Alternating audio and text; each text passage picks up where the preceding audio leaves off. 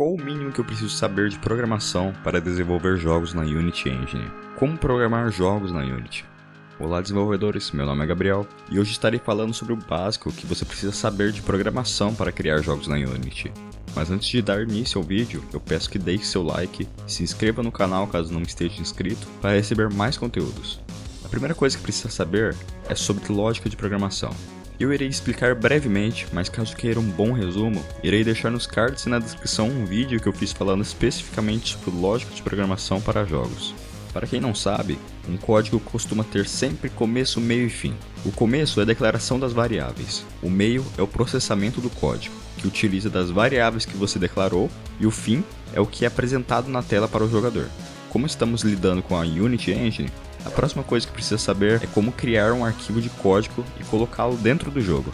Para isso, clique com o botão direito no meio da janela chamada Project, na aba chamada Assets, passe o mouse sobre a opção Create e clique em C# Script. Você verá que um arquivo de código será criado com um nome padrão que você pode alterar para como desejar. Em seguida, para abrir um arquivo de código, você irá precisar de uma IDE, que significa Ambiente de Desenvolvimento Integrado, que é basicamente um programa que te auxilia a programar. Eu utilizo o Visual Studio, mas você pode utilizar outros como MonoDevelop.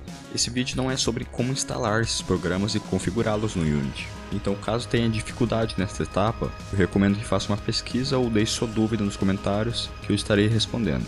Com sua IDE instalada e configurada no Unity, clique com o botão direito no meio da janela chamada Project, na aba chamada Assets, e clique em Open C# Project. Você também pode clicar duas vezes no arquivo de código que ele irá abrir, mas aviso que isso já me causou problemas no IntelliSense do meu Visual Studio, que é o auxiliador de preenchimento de código. Com o arquivo de código C# aberto, você verá que ele já possui códigos padrões. Vou começar explicando o que são eles.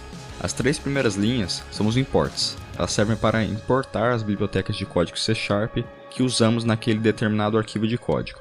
Não se preocupe em decorar esses caminhos porque a própria IDE te ajuda a importar as bibliotecas corretas de acordo com o que você digita no arquivo de código. Em seguida temos a classe, que é o escopo onde o nosso código realmente é feito. O nome da classe tem que ser exatamente igual ao nome do arquivo para não haver erros quando o código for rodado. Por isso, se for mudar o nome do arquivo de código, também terá que mudar igualmente o nome da classe que está dentro desse arquivo. Por fim, entre as duas chaves da classe temos o que nos interessa, o escopo do algoritmo. Aqui é onde você irá declarar as variáveis e criar e usar funções. Caso você não entenda o que é uma variável de escopo, eu recomendo fortemente que assista ao vídeo que eu fiz sobre lógica de programação para jogos que eu irei deixar nos cards e na descrição. Vamos por partes. Primeiro eu irei explicar como declarar uma variável e depois quais são os tipos de variáveis que existem na programação C# e na Unity API e como declará-las. Uma variável na programação C# é sempre declarada da mesma forma. Primeiro você digita o tipo, depois o apelido que você vai usar para chamá-la. Opcionalmente você pode colocar um sinal de igual e um valor inicial, e por fim, ponto e vírgula, que deve estar presente ao final de todo o comando. Caso você não atribua um valor inicial, a variável declarada permanecerá com um valor padrão até que você o altere. Valor padrão que pode ser 0, null, false ou outro. Agora, irei explicar as variáveis básicas da linguagem C#, como são as variáveis da Unity. Os tipos básicos de variáveis são as numéricas, booleana, de caractere e de string.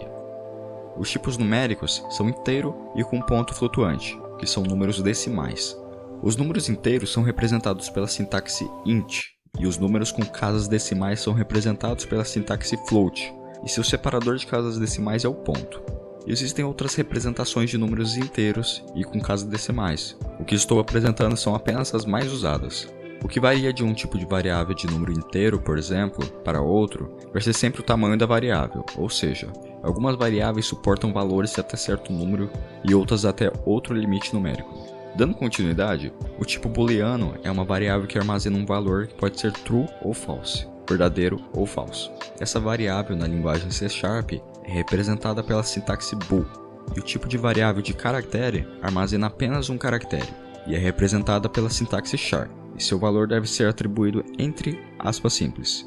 Por fim, a variável do tipo string armazena palavras, frases ou caracteres, ou seja, a string é como uma cadeia de caracteres, ou chars. Essa variável é representada pela sintaxe string, e seu valor deve ser atribuído entre aspas duplas. Essas são as variáveis básicas da linguagem C#, e agora preciso mostrar como funcionam as variáveis da Unity API. As variáveis da Unity Engine são representadas pelos nomes dos componentes e campos da Unity. Por exemplo, se você precisar alterar o campo Sprite do componente Sprite Rendering de um GameObject qualquer que estiver em cena, basta declarar a variável com a sintaxe do mesmo nome, sem espaço. No caso, Sprite Rendering, pois o campo Sprite que você quer alterar está dentro do componente chamado Sprite Renderer. E para alterar esse campo dentro da variável do tipo Sprite Renderer, basta acessar a variável que você declarou por meio de um ponto, digitar Sprite e atribuir um valor à variável do tipo Sprite presente na variável do tipo Sprite Renderer. Mas atenção, para atribuir um valor a uma variável é necessário que este valor corresponda ao tipo da variável. Ou seja, se você quer atribuir um novo valor a uma variável do tipo Sprite, o valor atribuído precisa ser do tipo Sprite. Porém, você provavelmente deve estar se perguntando, que objeto da cena eu estaria alterando ao declarar uma variável do tipo Sprite Renderer e mudando seu valor Sprite? A resposta é nenhum, porque uma peculiaridade das variáveis da Unity é que para alterar algum valor de algum componente de algum objeto, não basta declarar as variáveis, precisamos associá-las a algum componente ou GameObject. Para isso, existem vários modos de associar uma variável da Unity a algum componente ou objeto, mas irei mostrar as formas mais comuns para que você tenha por onde começar. Mas antes disso, peço que deixe seu gostei e se inscreva no canal para receber mais conteúdos. Dando continuidade, a primeira forma é utilizando um atributo chamado SerializeField, que precisa ser colocado entre colchetes logo antes da declaração da variável que deseja associar. Tendo salvo o código e o arquivo dele sido colocado dentro de um objeto de jogo presente na cena, o local do código no objeto irá apresentar um nome da variável serializada e um campo logo à direita para você arrastar e soltar um valor. Ao fazer isso, a variável estará associada a esse valor, componente do objeto ou objeto que você soltou. A segunda forma é chamando a variável que deseja associar a algo da cena e atribuir um valor chamando uma função da Unity que procura um objeto ativo na cena. Essa função é GameObject.find, e entre parênteses e aspas duplas, você coloca o nome do objeto de jogo presente na cena que deseja atribuir à variável ou que possui o componente que deseja atribuir. Caso você queira atribuir um objeto, essa função já é o bastante, mas caso deseje atribuir um componente do objeto, precisa acrescentar .getComponent, e entre os sinais de menor que e maior que, colocar o tipo do componente, e em seguida abrir e fechar parênteses. Mas aviso, para que essa função ache o objeto na cena, ele precisa estar ativo nela. Nessa segunda forma, você precisa estar atento para não realizá-la desnecessariamente mais de uma vez, pois ela pesa no processamento do jogo. Tendo entendido como declarar variáveis básicas, variáveis da Unity e atribuí-las a um valor, vamos falar sobre como criar uma lista de valores para uma única variável. Existem várias formas de criar uma matriz ou um vetor de valores na linguagem C#, mas irei falar apenas da mais comum. Para quem não sabe, um vetor é uma sequência de valores, uma matriz é uma cadeia de valores e a única diferença entre eles é uma vírgula. O vetor possui apenas uma direção, a matriz é como uma tabela de valores. Então, enquanto o local de um valor em um vetor pode ser identificado apenas com a coordenada x, para identificar um valor em uma matriz é necessário coordenadas x, y. Por fim, o modo mais comum de criar um vetor é você colocando um abre e fecha colchetes logo depois do tipo da variável. E para criar uma matriz, basta colocar uma vírgula dentro dos colchetes. Tendo feito isso, é obrigatório que você instancie e atribua a variável com um new, mais o mesmo tipo da variável que está sendo atribuído o valor, e por fim, mais, entre colchetes, a quantidade de espaços que terá para preencher. No caso de um vetor, basta colocar um único valor para a quantidade de espaço na lista, mas no caso de uma matriz, uma tabela, é necessário colocar um valor x, outro valor y. Com isso, sua lista estará pronta para adicionarmos valores a ela. Existem duas formas de você preencher os espaços da lista que você criou. O primeiro é você digitando o nome da variável e entre colchetes a posição dela. Aviso novamente que um vetor possui apenas uma coordenada e uma matriz, duas. Então, para selecionar uma posição em uma matriz, é necessário uma vírgula entre as duas posições.